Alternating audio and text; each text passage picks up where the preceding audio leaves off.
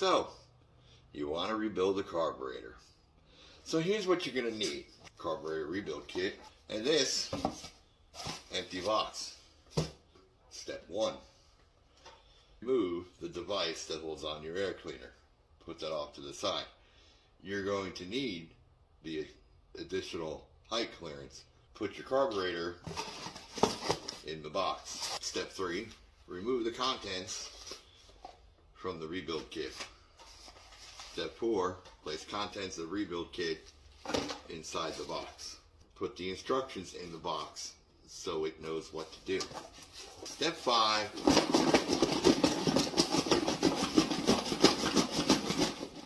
shake the box. After we're good shaking, open the box,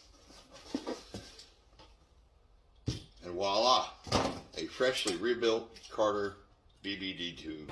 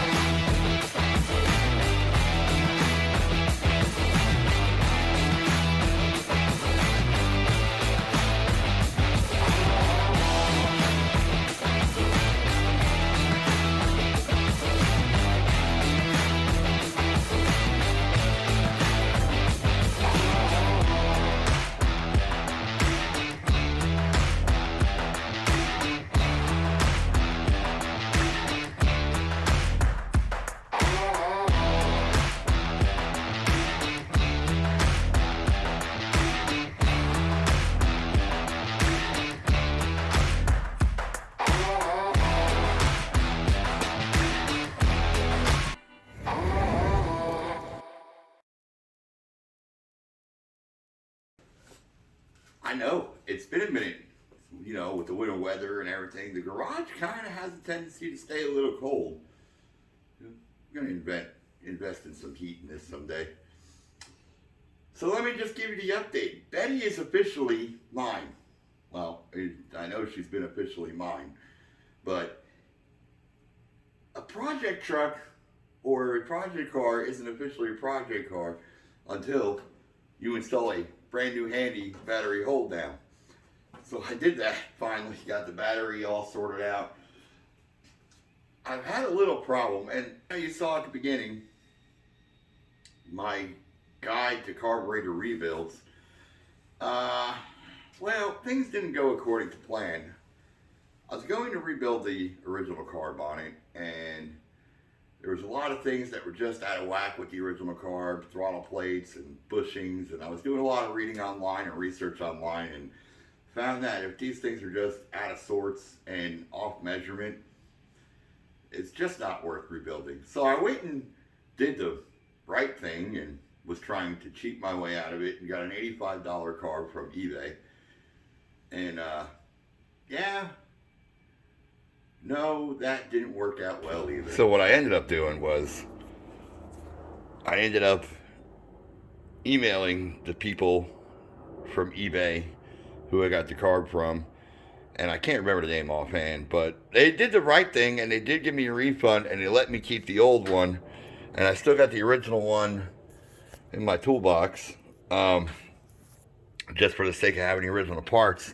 And I went and got this pretty sweet Tomco carburetor from O'Reilly's. And yeah, this thing was virtually plug and play. They make it for all kinds of applications, makes and models, which is the reason for that plug there. You know, there's a couple ports that had to be plugged off that were pretty much useless. But this thing is, from my understanding, it's an original, you know, reman, and they flow test it and everything else, and the thing has worked out like gangbusters. I mean, to the point to where, with the proper timing, which I got done and everything else, it 3 pumps, then that carb and the choke closes, then you get your bowls filled, and then you get your little extra squirt, and she fires right up. So kudos and big thumbs up to Tomco for building such a quality carburetor. And, you know, they give you this whole spreadsheet on how to tune it, you know. They color code it, as you can tell. And it's pretty much just, like I said, it's plug and play, and everything is there just to show you how to set it properly and everything else. And I couldn't be more happier with the results I yielded. So there's that, which it just looks so pretty. I gotta do something with the engine. I picked up fairly cheap this Duplicolor Chrysler Corporate Blue. I'm at a crossroads kind of with the engine bay department. This is what it looks like post power washing and stuff like that. I got a lot of the grime and grit off, and you know, if you look at that kind of previous before shot, it definitely is a lot more cleaned up. I still got a little more to do as far as under the hood. I want to get rid of this brake booster and get that fixed. Maybe clean up some more wiring here and there, just a little bit, but it's not bad overall. As you can see, I put a new coil in it. I was trying to diagnose the problem with the old carb, with the Japanese carb, and it was just breaking up and missing and everything else. So, you know, I put a new coil on it, and it's just ironically colored that way. I think I'm having problems still a little bit out of my ballast resistor there with it breaking up. I know it was kind of chugging, and then I kinked on them wires. I do have a new one that I'm probably going to install today. RU12 standard part. It has to be the 4-prong. And if it's not, this is the first time I'm unboxing it. So if it's not the 4-prong, I'm going to go back to my parts guy and yell at him. Nope, it's the 4-prong. So yeah, I think we're going to put a new one of those on today. And see if that breaking up goes away. Like I said, if I finish with the wires, I just don't like the wire fitment. That's the new one on there, and I just don't like the way those wires just don't plug in all the way. And I don't know if that's just a product of aftermarket parts or whatever. So we're gonna look into that. As you can see, let me get that out of there. I've had to do a little in-house, I ain't gonna call it customization, but a little in-house fab. If you look at one of the old shots that I'll flash on here real quick, you'll see that old cardboard. When I first got the truck, that old cardboard matting, which is the same material that all that is, when I first got it, it just flaked and broke off and everything else. And I haven't been able to find anybody who reproduces it to put it on. So what I did, it's the same stuff here, is what I'm showing you. But what I had to do, and what I did, is I found an old truck mat that I had laying around. Cut a piece off of that, made my cardboard template, and just fabbed one up for the time being until I could find something, because that gap that was sitting there for the longest time in many videos was absolutely driving me up a wall. Also, too, I did find out something. As much as I praise be to Rock Auto sometimes, I have to kind of just turn on them a little bit. Just a little bit of a heel turn. So, that is the proper 3/8 fuel filter for this carb. Now, when I ordered the fuel filters for the truck, Rock Auto sent me this. That's only a 5/16. And I don't believe I was getting the proper fuel flow for the vehicle, which I think is also what led to my downside. But going back to that cheap Chinese carb for $85 on eBay. They did the right thing. They refunded me, but they also let me keep the carburetor, which is good because I used it for the core for that one. But there was 2 metering rods in there. Like with the Chinese one, they gave you instructions that you had to, do your float adjustments and everything else. Well, when you do that, you got to take those screws off all the way around, pick it up, and your float's down in there. Well, when I opened it up, there's 2 metering rods that come straight down, and they looked like tarantula fangs. When you're going to manufacture a carb, it's probably best to make sure the metering rods stay straight down and don't look like tarantula fangs. That was kind of live action shadow puppet. Anyway, so that's the update where we're at there with the fueling system. She runs great, runs like a dream. Y'all know how to pretty much basically do a tune-up, but I'm going to throw these in there, these V-Power NGK nickels. My problem, well, I shouldn't say my problem. I'm very particular about spark plugs. And I could have thrown Champions and Autolites in there, and I don't know that really would have satisfied me. I'm not a big fan of Autolites, and Champions just to me seem a little dated. A lot of people swear by them. I just can't jive with Champion spark plugs. I believe right now, just for the time being of getting everything dialed in, I think those are AC Delcos in there. And I can't in good conscience run an AC Delco plug on a Dodge. I mean, dogs will be cats and cats will be dogs if I keep running AC Delco products in a Dodge. So there's that. We're going to take a look. I'm not sure if I showed anybody this. I think I did. My Mexican blanket seat cover, because the original seat ended up splitting under here. I remember talking about that. But yes, my wife found those for Christmas, and they were the best Christmas gift. I got a whole bunch of good stuff for Christmas, but those, because they matched the truck so well, I was just incredibly, incredibly overjoyed with that my wife had found those. Yeah, I could have got nothing for Christmas, and that still was the best thing. So that's pretty much the wrap up of where we're at. The front suspension is definitely coming next, and probably the exhaust.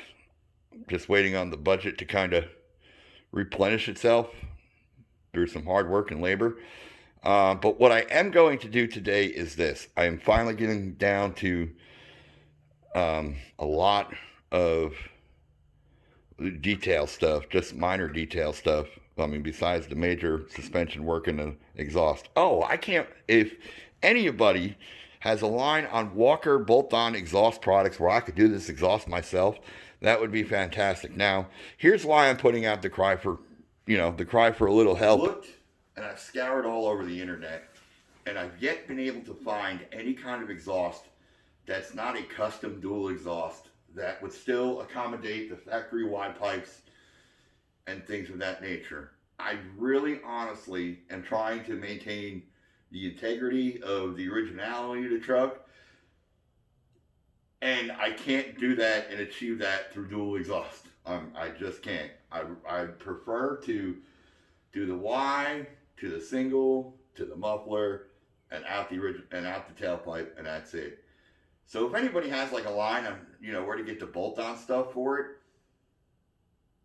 please just message me or put something in the comment box, something, because I'm okay, pun intended, I've exhausted everything that I could possibly think of to get the original exhaust back on this truck, short of taking it to a muffler shop in town here and letting them just do a custom original looking exhaust on it.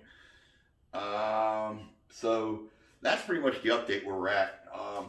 What we're going to break into now is I'm going to go get my meter and get my other test tools, figure out why my wipers aren't wiping, examine further into the clicking that was the wiper switch and figure out if it was a bad wiper switch or if it was a bad motor. I'm praying it's a bad motor because that's the lesser expensive of the two. The wiper switch that I've already sourced out, it's about $150 to $160. And that's for an OEM, not a reproduction. That is for an OEM off the shelf. It's been put away for 30, 40 years, still in the box switch. They do not make any kind of replacement switch that I could find off the shelf, as far as, you know, go walking into your local O'Reilly's or wherever, or Rock Auto, and finding a switch. So we're going to break into that. I'm going to get my meter, like I said, in my own tools, figure out what's going on with that wiper motor, figure out what's going on with that wiper switch, and we're going to go from there. So first things first, we're going to have to take that switch out. Now, my favorite advantage to not having a radio at this point is that's the backside of the plug to the wiper motor. Normally, you probably have to remove the radio and remove the plastic piece of the dash, but because I haven't found a radio yet or sourced one yet, I've got my little access port that I'm able to work through, and trust me, I'm happy about that. I'll get my little Allen wrench here, and we're gonna remove the screw, the set screw, and take it out like that. Okay. Then we got our little switch, a little button, which, unless you know people, I want to give a shout out to, speaking of knowing people, to the Tin Grill Dodge group on Facebook. I did promise them I was going to say something to them. They've been most helpful with things that I've been taking care of on the truck, most notably the timing. Went through my manual, and I didn't have any kind of specs for it, for the timing, and wouldn't you know it, it said refer to the under hood sticker. Well, the problem with that is I don't have an under hood sticker. So I went to them for help, and they were more than helpful as far as what, where I should be and things of that nature. But they've been such a great group of guys. So yeah, if you own one of these trucks, Tin Grill Dodge, Facebook, find them. They are just some fantastic folks. So we got our knob off, and now we got this little thing here. We're gonna remove the locking mechanism on it that holds the switch in place.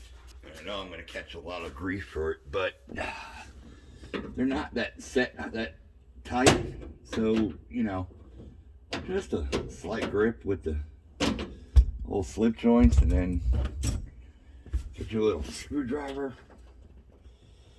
and get them in that notch and just kind of turn it. And there you go. You don't need to Gorilla Grip it either, see, because I didn't even mar it up or anything. And wow, that's actually probably, I bet you that's the last year they put metal on it. So we got our switch set. Our switch is loose, and now we're going to take our switch out. Get my hand in there and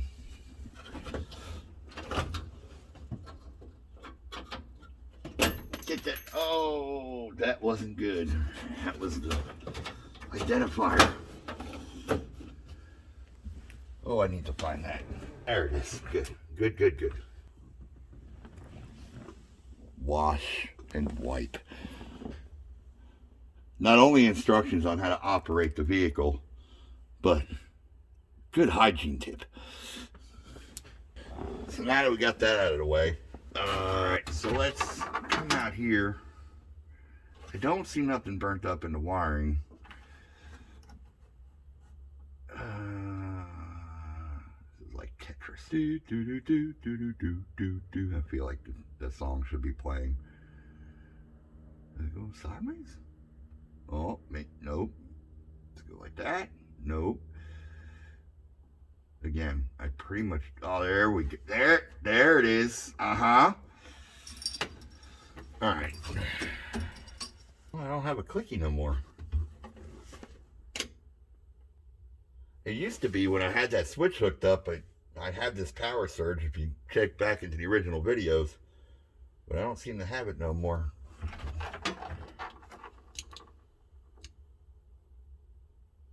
Well, I'm looking at my amp gauge when I turn it on. I seem to be getting a draw.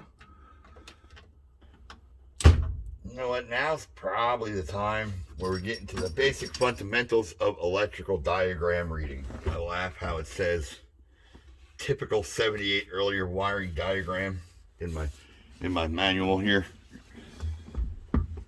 Typical. When you're looking at stuff like this, what you're pretty much looking at is just your general workup of it, and then, you know, make sure you got something of quality to where it's got the lettering there. Let me get my fat hand out of the way. To where it's got the lettering there and it tells you descriptively what each color wire is and where it runs. I mean, that's kind of what you're going for. Don't mind me, scanning, 79 and 80. Oh, I think I went too far. And all you're really doing is just tracking down what accessory you're looking for. Now, this is, if you can find one, this is really where a factory service manual comes into play. But I don't have access to one, so I got to do the best I can with what I got. Can't believe how much this ballast resistor does. Well, that's neither here nor there, but that explains a lot, especially considering it goes to my voltage regulator, which I didn't realize. So, you know, that would explain why it was breaking up. But let's not divert from the task at hand. We're gonna turn on our little old meter here. I got it set for voltage. I don't know why I was holding. We're gonna make sure everything is running 12 volts. Got it now. So I mean, we're getting 12 volts everywhere. So that's good. I believe that my wipers are running through the 12 volt accessories. So now it's showing a draw. And it's showing a multiple speed draw. So that's good. So we're getting power and we're getting voltage through that. So let's venture on out over here and see if we're getting voltage to my motor. Jesus, if this is simply a matter of a wiper motor being mad, then I'm going to be quite okay with that. Now the good and the bad of this is I think to replace that motor, I'm all right with unbolting it and I don't have to come through the cowl. I'm hoping that would be pretty sweet if it was a bulkhead issue. I doubt it is though, but we shall see. Well, how many wires plug into this sucker? I got her on high. How are you? I'm now thoroughly confused too, by the way, because that switch clicked like hell. But I did change a lot of electronic components by the same token. So now I'm not so sure what the hell it was that was causing my clicking, because it hasn't done it since. So now I have my wipers on and we're gonna test. I really wish I knew which ones did what. Ooh, I got voltage there. Ah, why not? I thought it might work. So I had voltage there. That's interesting. Yes, that was something. Change speeds. Let's see if I got it out of another spot.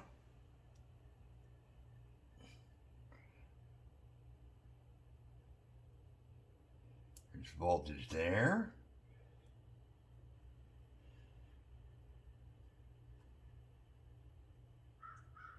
There's voltage there.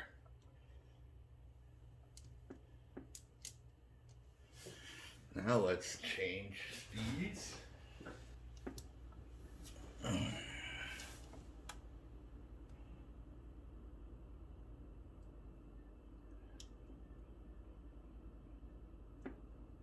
So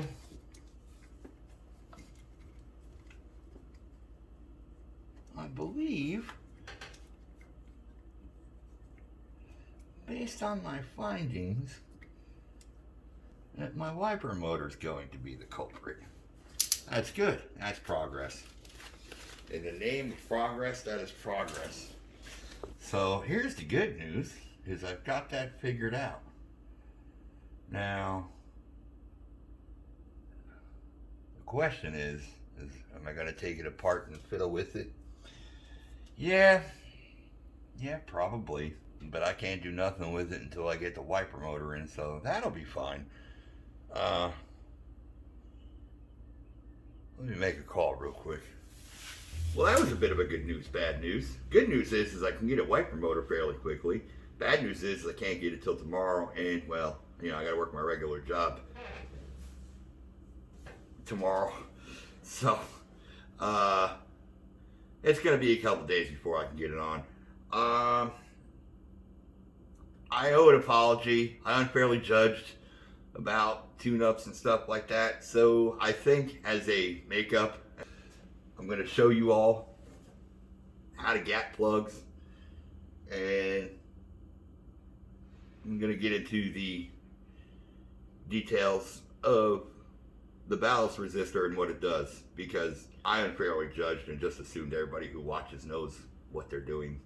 My instructional portions of these videos would be unfair if I didn't go over these things. So let me set up the old worktop table and I'll show you how to gap plugs. And I pretty much got the work table set. Drop that down. We're gonna get it low. Hit the hydraulics. Ladies love hydraulics. No. I've yet to meet a girl who loves hydraulics. Anyway, so I went, like I said, I went with these NGK V-Power nickels because they're supposed to last a little bit longer. I mean, all you're really going to need is your plugs and just a really halfway decent gapper. You can get this one at O'Reilly's for the low price of, I think it's like $1 something, $1 and change. Which pretty much, it's not that hard. I've seen some people set them with feeler gauges. I don't know how I feel about that. But what you're gonna need is your gapper, small screwdriver, and I like to use needle nose, a nice fine point needle nose, just in case you gotta close the gap.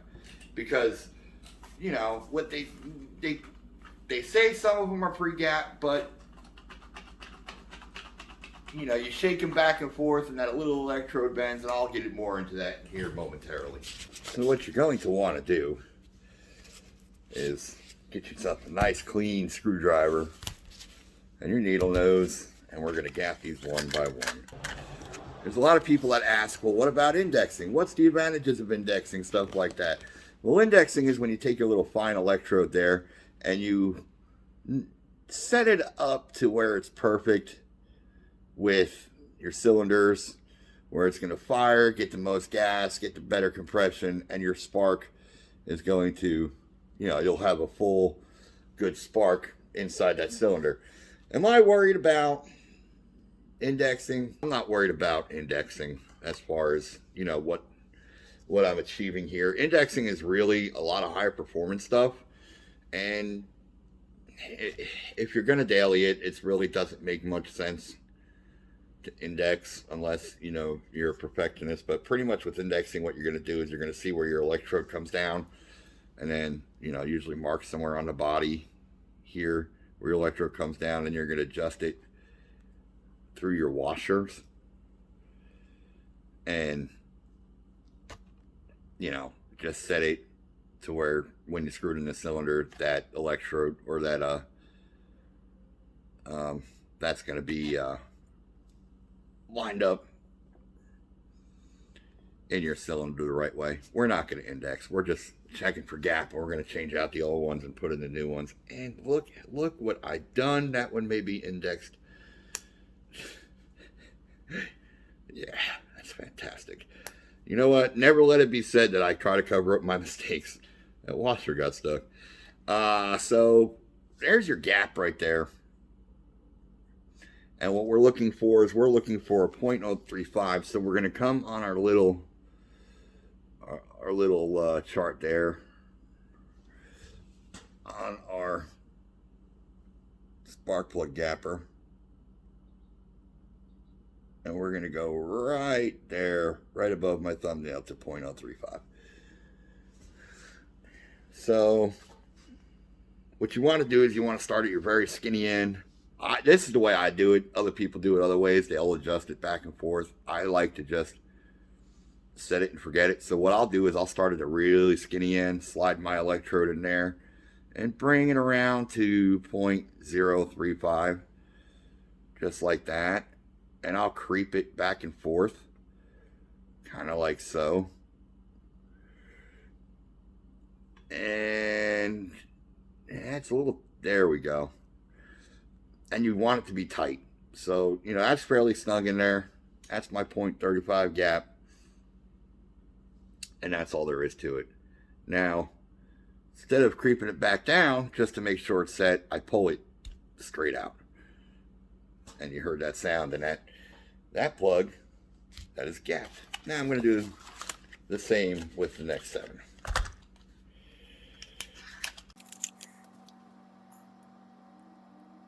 Okay, this is a good example. The reason, this is why I want to do them step by step and show you, because that's a little loose for my liking. So what I'm going to do is now, I've seen people just do the most ridiculous things to close that gap, like, you know, take it and bang it on the surface or something like that. I can't do that because, you know, I'm always afraid that I'm going to mess it up. So I'll just take my needle nose in here and just grab the electrode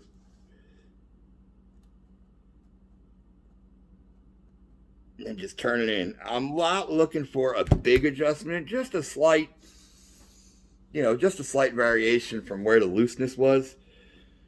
And I'll go ahead and I'll recheck the gap, see if I made a difference. And I did, because it's getting tighter and I'm only at 0.03. So there we are, 0.035. We're good and tight. Everything's where it belongs, and pull it out. Boom. Now we're going to move on to the next ones.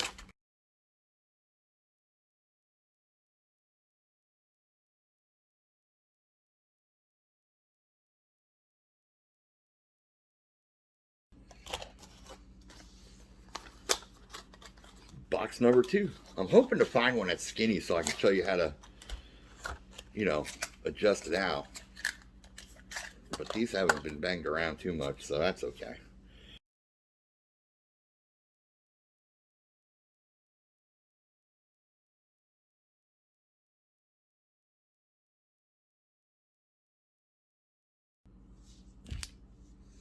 That's it. That was the last one. They're all pretty well gapped. Just because I like to be informative. NGK 2635s. I like them. I think NGKs are a good performing plug. Like I said, at the beginning of the video, I'm not a big fan of the auto lights. Really not a super fan of Champions, but I like NGKs. And yeah, I know somebody's bound to comment about throwing Japanese plugs in a Dodge versus the AC Delcos. Bonus, I'm actually going to pull a plug and show you how bad it really is. So this one actually wasn't as bad as I thought it was going to be. That is the AC Delco. Yeah, that I pulled down in there. It's not as foul as I thought it would be. But then again, I didn't have it in there that long. Before you comment on the gap of the plug I'm about to show you, just know is I took them out and it's been kind of banging around a little bit in my toolbox. That that is the start of my carburetor problems right there. That's what it did. It fouled it out pretty good. Um, and all of them are pretty much fouled out. Like I said, don't mind that gap. Uh, that's just from it sitting in my toolbox. As a matter of fact, that gap is so small. I could probably wire brush it and save it, but because it's not terribly, it's really mostly gas soaked with a little bit of carbon buildup. I could definitely wire brush and save these Delcos, which I might. Just to have a backup set in case, you know, you have a ignition issue of some sort. Don't mind me, I'm just going to sit here and clean the schmutz off my plug while I'm trying to make a video. I might save these just as a backup set, just in case, you know, I run into some kind of ignition issue. But for the most part, it really doesn't look bad. So I'm going to throw these rest of these bad boys in, and then I'll show you about the ballast resistor. So now is the portion of the program where we get into a little bit of a fun fact thing. A little bit about the history, the reasons behind the ballast resistor, and a little bit about myself. So back in my early 20s when I was a younger man, I was always a Ford guy. I had a Fairmont, I had a F-100 pickup, I had an 85 Bronco. I dabbled a little bit in General Motors, but I was fascinated by Fords, while all my friends were General Motors guys. So a lot of my early mechanical experience was on Fords. And I learned a lot by helping my friends work on their GM products. This truck is my first real heavy dive into the world of Mopar. I remember reading an article in Hot Rod about what the ballast resistor does, and I've kind of I understood the premise behind it, the theory behind it, and now that I have something with one, I understand it a lot more and what it does. Basically, if you don't know, the ballast resistor pretty much limits your voltage from your battery and your charging system to your ignition systems and your distributors. Now, if you had an early model Dodge Mopar with points ignition, you had the single stage. The single stage plug, pretty much its job and its duties was to avoid a very shortened life on your points in your distributor. The later models, like mine with the ignition module, it still does the same thing. It reduces the voltage so it doesn't kill the ignition system.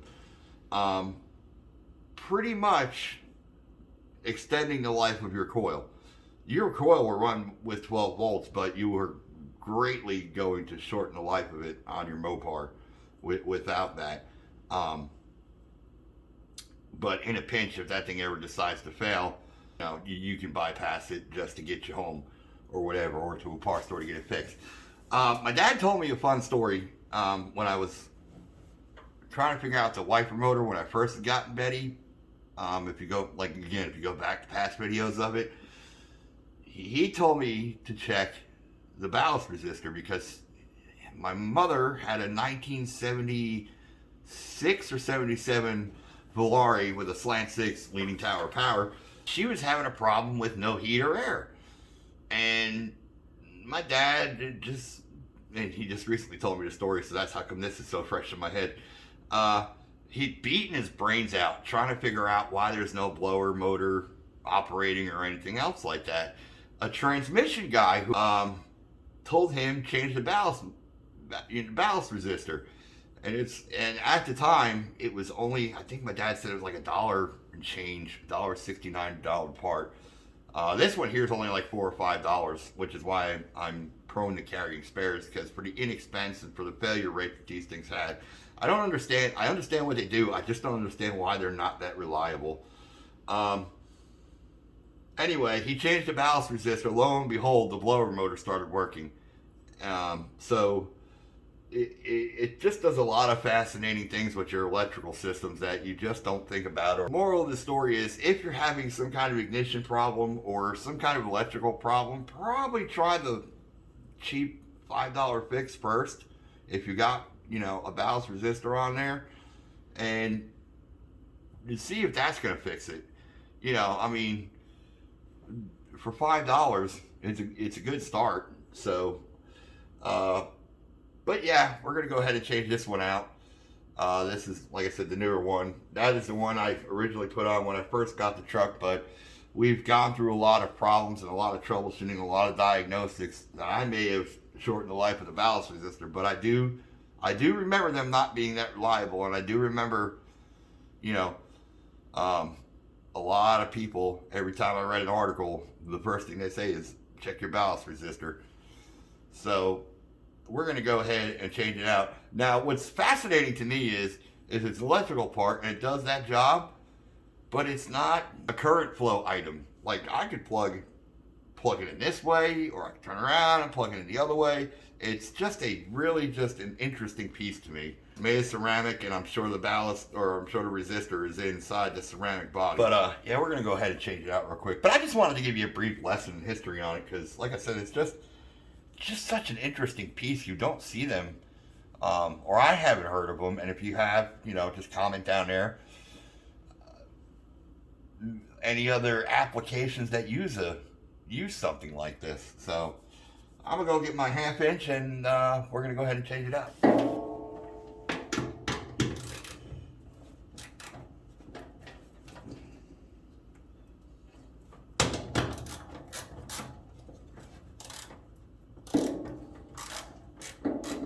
I'm wondering why it wasn't coming loose.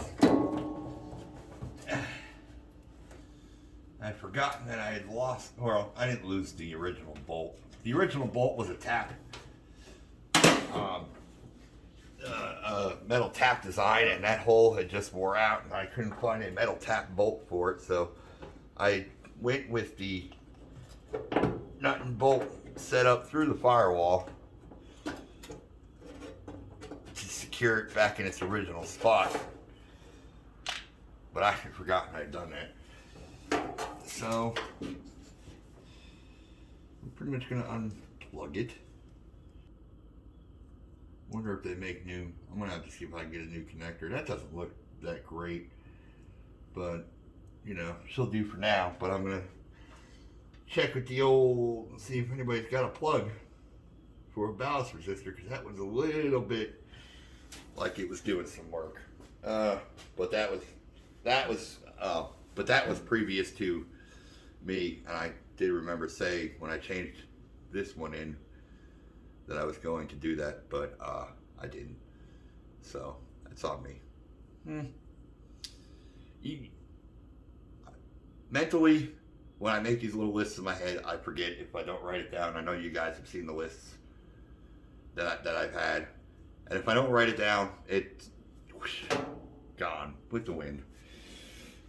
So let's go ahead and put this new one in. I'm gonna keep on that one though, just because it's always good to carry it back up around. By the way, if you hadn't figured out by now, I'm a bit of a hoarder. I'm gonna put that back in. And I don't remember if that one was a standard or not.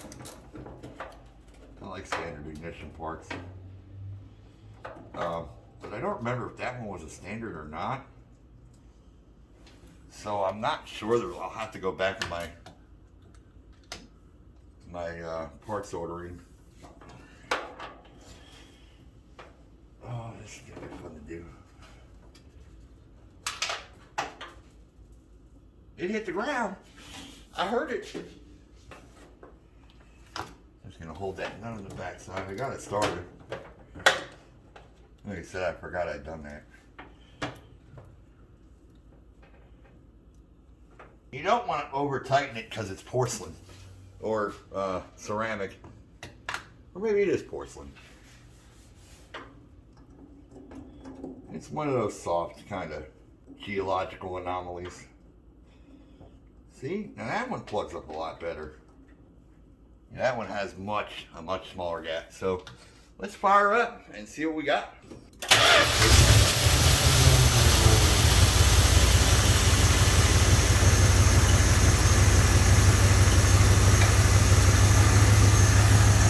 I just can't believe with that carb and everything else how smoothly I got this sucker going.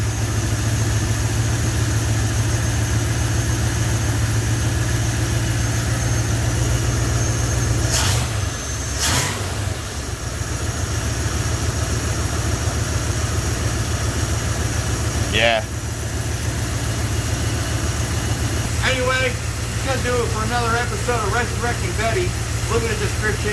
Don't forget, Tim Grill Dodges, Facebook, great group if you got one of these trucks. I gotta give Houston again, huge shout out to them. They're just a bunch of awesome guys. Look for other episodes. I still gotta get that wiper motor, so that episode will be coming up pretty soon. And I did some dress up that I think you'll be pretty impressed with that. Anyway, thank you for watching, and I'll see you again later.